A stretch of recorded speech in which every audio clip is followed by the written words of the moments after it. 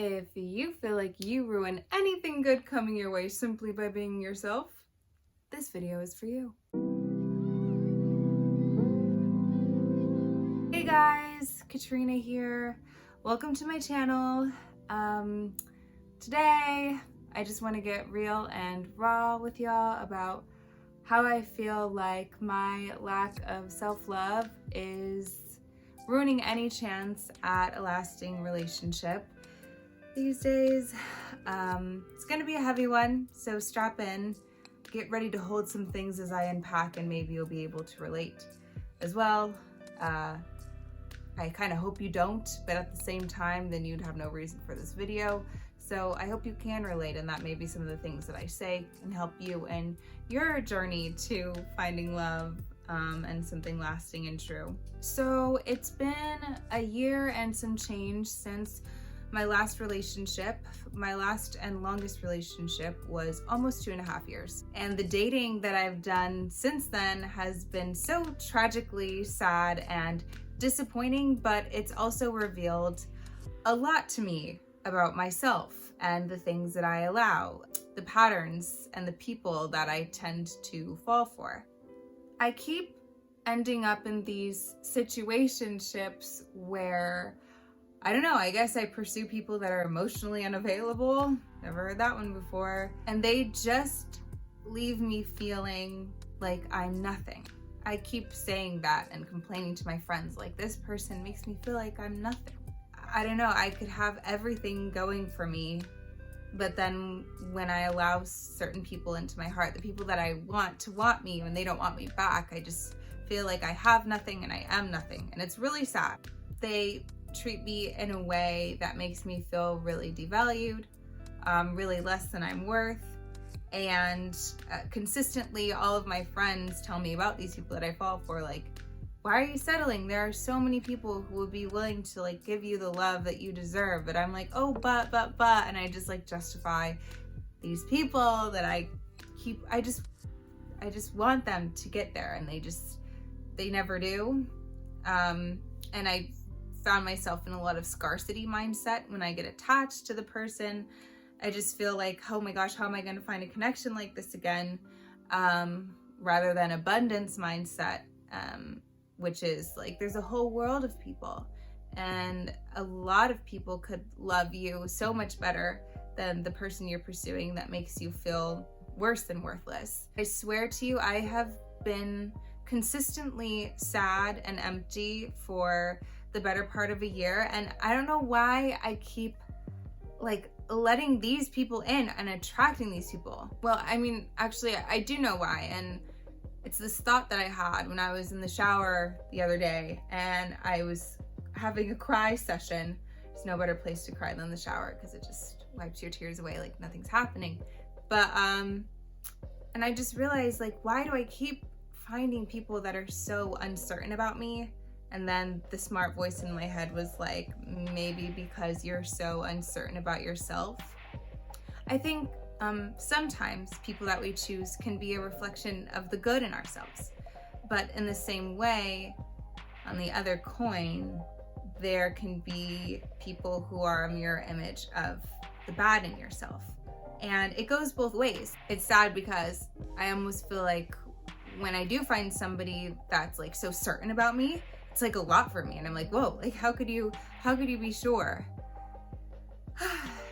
You know, they say that we accept the love we think we deserve. And I don't know where along the road I started to believe that I had to fight for the love that I wanted, like even though they don't deserve to be fought for. But all I know is that true, real, secure love is not that difficult. It should never be difficult.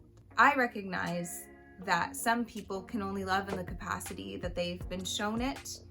And so it's like a hybrid love, I call it. It's not like a true love, because true love doesn't hurt. True love is everything in that verse. It's patient, it's kind, it never fails, it keeps no record of wrongs. It doesn't get angry, it's not boastful. That is true love. And whether you believe in the Bible or not, that is a very wise passage there that I think we could all measure up what a real love is. But a lot of us settle for these hybrid loves from broken people. I mean, even myself, I think I've truly only loved one person. And even to the best of my ability, that love wasn't the greatest. None of us can love perfectly, right? But we can get as close as we can, as humanly possible. It just may not always be consistent because we're human after all. So again, after the year I had like 2 really bad relationships last year where I was feeling really devalued, right? And so then I let a 3rd person in, and I'm just like, how did I let that person slip through the cracks? Like how? Because it ended up in the same way that the other 2 did. So in that situationship, they slipped through the cracks because there was like a few good days. I guess I'm just easy when it comes to being treated well for like a hot minute, and I'm hooked after like a couple days of like, putting in effort. And then after that, I consistently was being given the bare minimum, and I just kept thinking about but those initial days, but back then, and I just carry that for 4 months, and it stayed the same. And I was just hoping that it would get better, and of course it didn't. Like I really thought that person cared about me. And when I realized that maybe they didn't, and when my friends were telling me, you know what I did? I fought harder for them. It's this pattern that I have as a person that has anxious attachment. When somebody pushes me away, I try to pull them in even harder.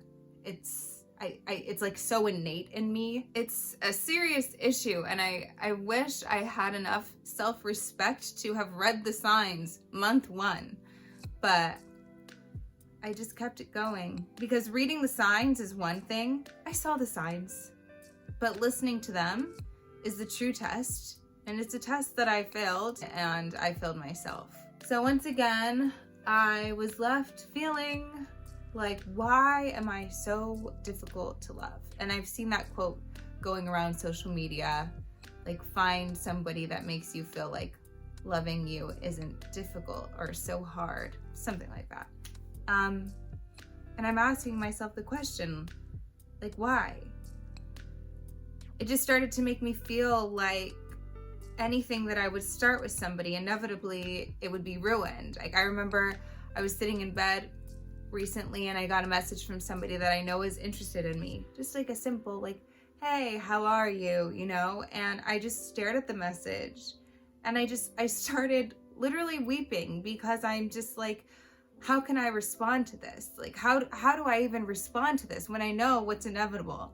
Like, once they get to know me, I'm gonna mess it up somehow. It was a really sad moment for me, just because somebody said, hey, how are you? But going back to this thing that I was recently in, it's been very eye-opening for me, because I realized that I don't think this person really had any intentions on truly loving me. It was more about a power trip.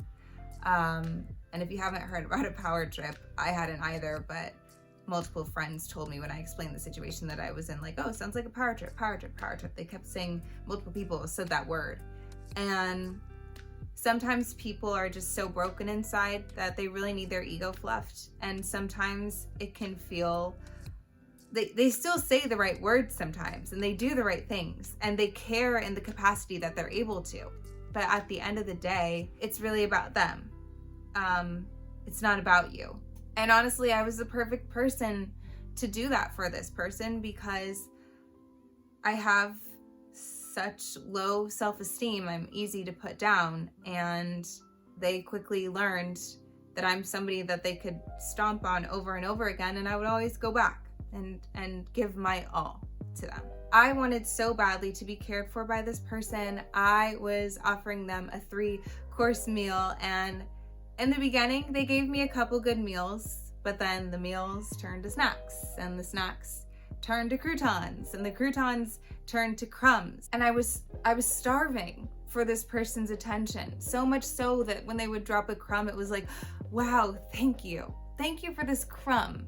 And I'm gonna continue to give everything that I have to you, because I just got a little something from you. And this is the 2nd time that I've been in this situation in a row. And I'm like, girl, when are you gonna wake up and realize that there is a whole world of people out there willing to offer an entire buffet, but you keep chasing after crumbs? I don't value myself.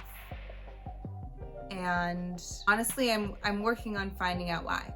Like, everything I'm talking about, it's all coming together. There's little things, they make sense. But recently, I had a dear friend of mine put it this way: we were raised in a society that teaches us not to value ourselves, like quite literally. Many of us were not raised to see ourselves as whole, lacking nothing. Where did it begin? In school.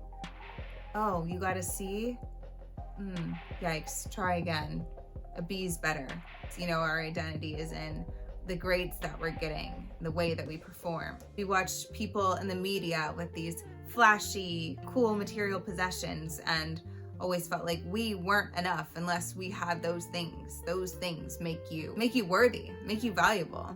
And when she said that, I thought in my head, like, imagine being raised by parents or caregivers who would have knelt down to you and like grabbed you by the shoulders firmly but lovingly and just looked you straight in the eye and said, don't ever question the fact that you have everything that you need right in here.